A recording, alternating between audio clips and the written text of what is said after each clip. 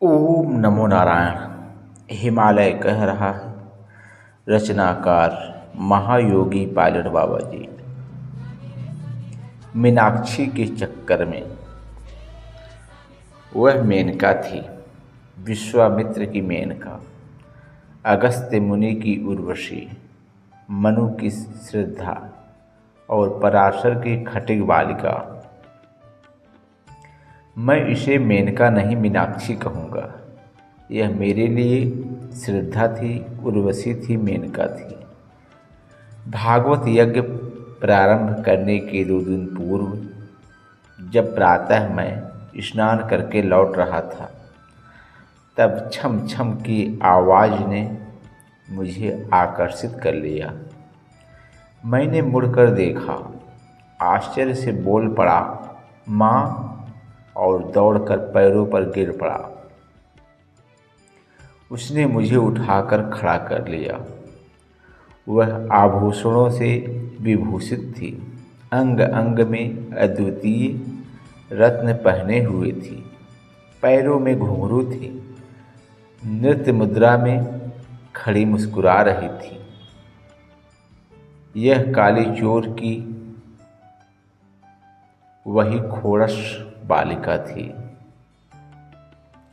उसने मेरे अंग अंग को स्पर्श किया, माथे पर हाथ रखकर बोली, बहुत प्रतीक्षा करनी पड़ी न, पर यह अच्छी बात नहीं।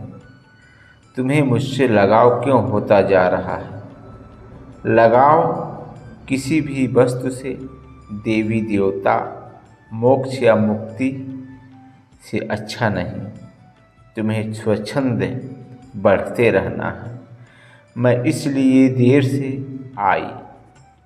मैं कोई तुम्हारी सीमा नहीं हूँ, मंजिल मुझसे आगे है। मैं तो केवल मार्गदर्शन करने आती हूँ। कल के संबंधित संस्कारों को मैं मिटा रही हूँ और तुम मुझसे चिपकते जा रहे हो। अब तुम्हारे समक्ष बहुत सी समस्याएं खड़ी होंगी, जिसमें एक मैं भी हूँ। कपिल, तुम अद्वैत हो। द्वैताद्वैत के समावेश में तुम मत उलझ जाना। मैंने तुम्हें बहुत कुछ दे दिया है। कपिल, तुम मुझे तोड़ देना।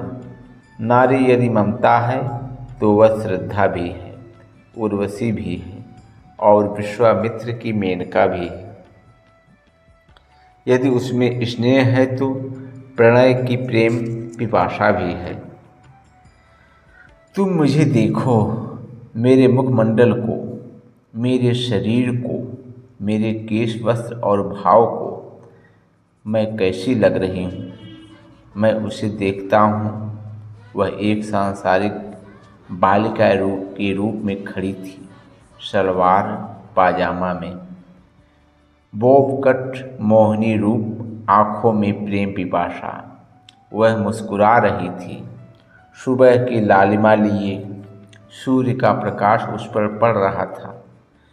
मैं उसे देखे जा रहा था। अचानक मुड़कर चल दिया तो वह सामने खड़ी मिली। मैं जिधर जाता वह उधर ही नजर आती।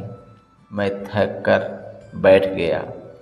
ताल के किनारे आंखें बंद कर ली तो पायलों की आवाज़ के साथ मधुर संगीत मुझ पर प्रभाव डालने लगा। मैं खड़ा हो गया। वह नृत्य में मग्न थी। मैंने आगे बढ़कर उसे एक थप्पड़ लगा दिया। मूर्ख नारी, तुझे हर जगह तृष्णा और प्यास ही लगी रही है। मैं तुझे अंग अंग से बेसहाय अपंग कर समुद्र के किनारे फेंक दूंगा, जहाँ तेरा अहंकार तुझे ही तोड़ देगा। मैं उसे थप्पड़ लगाए जा रहा था, पर आंखें बंद किए हुए था। वह खिलखिलाकर हंसते हुए बोली, आंखें तो खोलो, देखो तुम्हारी अंगुलियों के दाग मेरे गाल पर पड़ गए हैं। आवाज़ माँ की थी। मैंने सुनकर आंखें खोल दी। सामने दाहिने गाल को सहलाते हुए अपनी दैविक स्थिति में हंस रही थी, मेरे सिर पर हाथ रखकर चली गई। कहती गई, यही मेनका है। मीनाक्षी बनकर अपने चंचल नारित्व के परिलक्षित क्रियाओं द्वारा तुम पर छा जाने का प्रयास करेगी। आज और कल के दिनों में तुम्हारे समक्ष आकर तुम्हें प्यार के गहरे सागर में खींच ले जाने का प्रयास करेगी।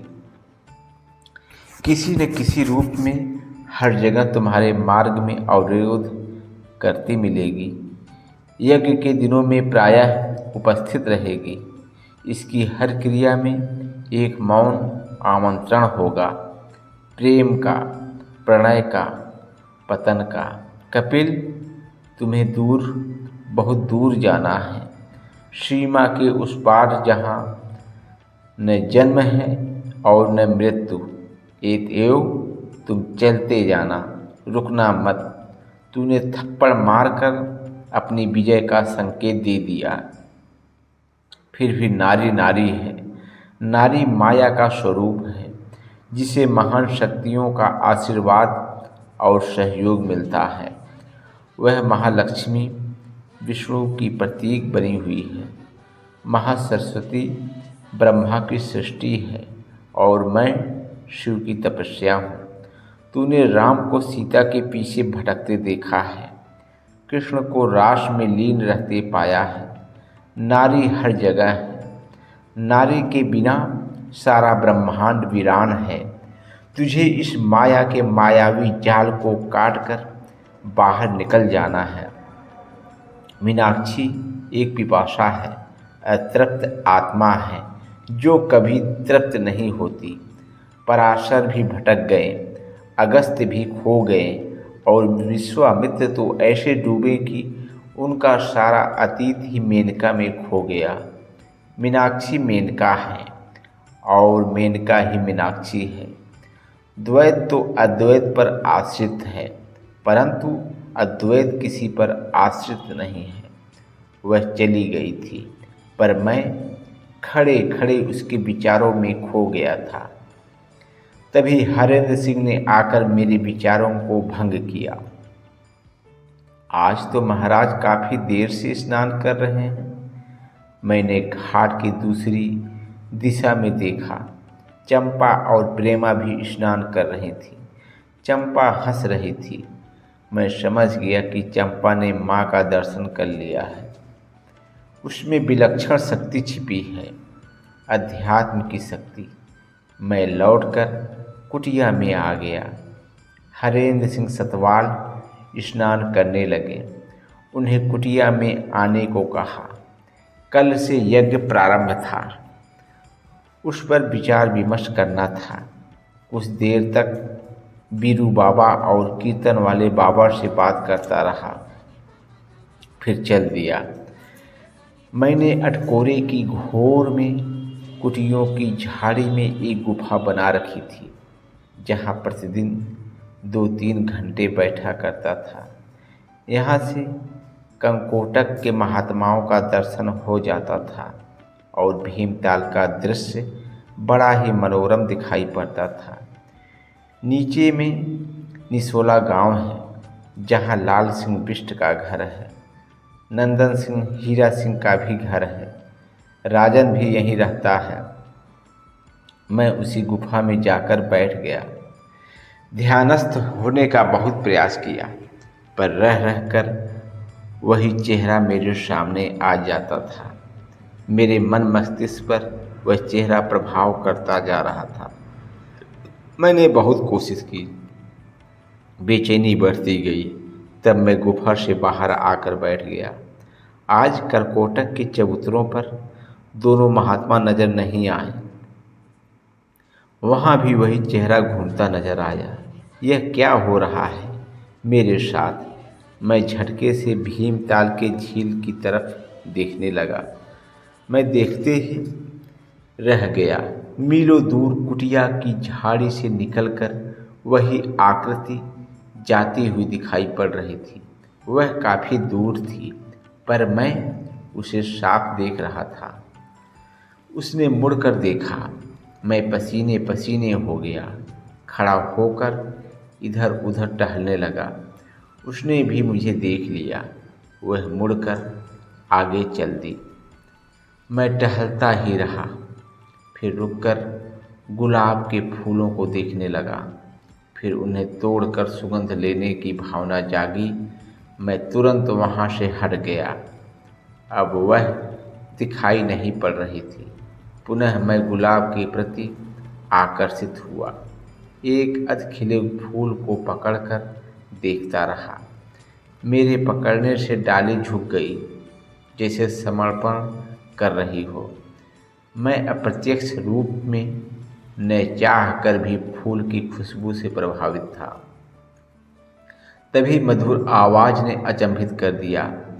क्या अधखिले फूल अच्छे लग रहे हैं? इन्हें तोड़ लेते, तोड़कर अपनी जटाओं में रख लो, सुगंध लेते रहिए, इसका भी जन्म लेना सफल हो जाएगा, कहकर वह हंसने लगी। मैं झटके से फूल तोड़ छोड़ दिया। कांटे चुभ गए। अंगुली को सहलाते हुए उसे देखा। अद्भुत सौंदर्य की बालिका मेरे समक्ष खड़ी थी। वह मुस्कुरा रही थी, कभी खुलकर हंस रही थी। उसकी आंखों में निमंत्रण था। उसके चक्षु सागर में मैं बहता चला गया। वह मुस्कुराती रही। चंचल चित्र ठहरता गया। मन में बेचैनी होने लगी। मैं धीरे धीरे विह्वल होता गया। तब उसने फूल को तोड़कर मेरे पैर पर गिरा दिया। मैं पीछे हट गया। तुम यहाँ क्यों आई? अभी अभी तो तुम दूर सड़कों पर टहल रही थी। जाओ तुम यहाँ से, जल्दी जाओ। नारी के लिए लज्जा और मर्यादा में ही रहना शोभा देता है। वह मेरी बातों को टाल गई और बैठ गई।